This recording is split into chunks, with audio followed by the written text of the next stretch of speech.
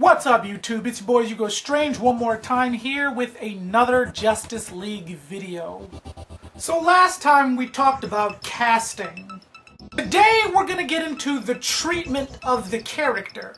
Now, as I said before, the actor doesn't sell the movie, it's the character that sells the movie. But how exactly do you capture the character with the actor?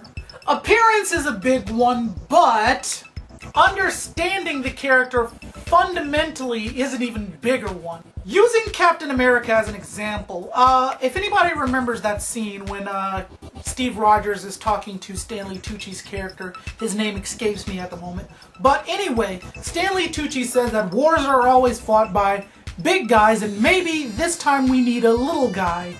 That is essentially the entire Captain America story, is the fact that Captain America, Steve Rogers, was Captain America in here and in here, but he could not physically express his desires. Even though he constantly enlisted in the military and did all these things, he was still physically inept in doing so. When he finally gained the physical ability to change his circumstances, he didn't let that go to his head. It's so easy to fall into the realm of hubris and things of that nature, but instead, Captain America applied all of this and this into his physical well-being, and thus Captain America was born. Captain America finally became the super soldier. He was pretty much used as a shield, and then he eventually said, you know what, I can't do this. When those guys got captured by Hydra, and he said, you know what, I'm gonna go and I'm gonna save them. And he didn't save them out of the fact that he's Captain America, he saved them out of the fact that it was the right thing to do.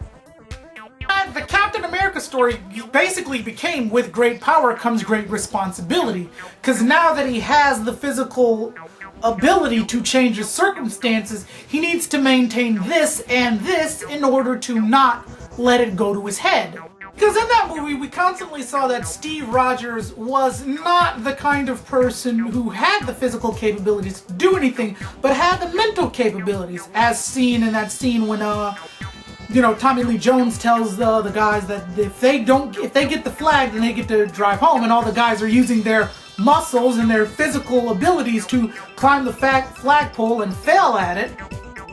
Rogers observes the situation and says, you know what, I can just easily take that pin out and get the flag. Tommy Lee Jones never exactly said climb up the flagpole, he said get the flag down, and that's what he did. So, treating the characters like people, giving them an arc, giving them a reason for why they need their powers, what it means for them to have these powers, or, what it means to have powers to begin with, like Superman, who didn't have to develop them, he has them, now what do you do with it? These kinds of things. Where DC and Warner Brothers failed in terms of Green Lantern is the fact that there wasn't really a character struggle there. When Hal Jordan first gets the powers, it's like, oh, what? No, I don't want to do this.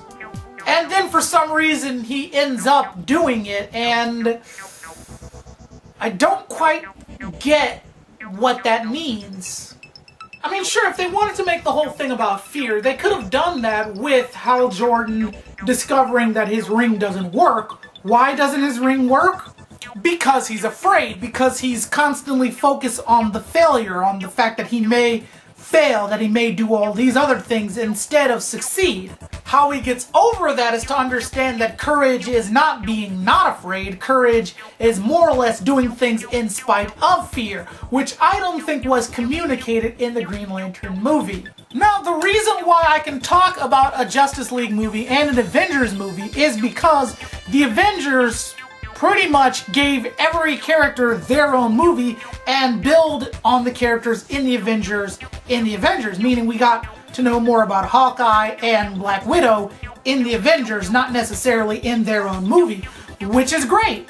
But for a Justice League movie to start out with these characters already established, or for us to get the skinny on those characters while in the middle of a Justice League movie is going to make the movie very long, and it's going to be difficult to quite establish the characters as people. Because the Avengers never needed to establish the characters as people. They just needed to establish, hey, these are the characters, give you a quick introduction about them, and then let's off to the race. These characters were established as people in their own movies, so therefore, if you wanted to know more about them, you can watch their own movie, but in the Avengers, you pretty much get what you need to know about them right off the bat.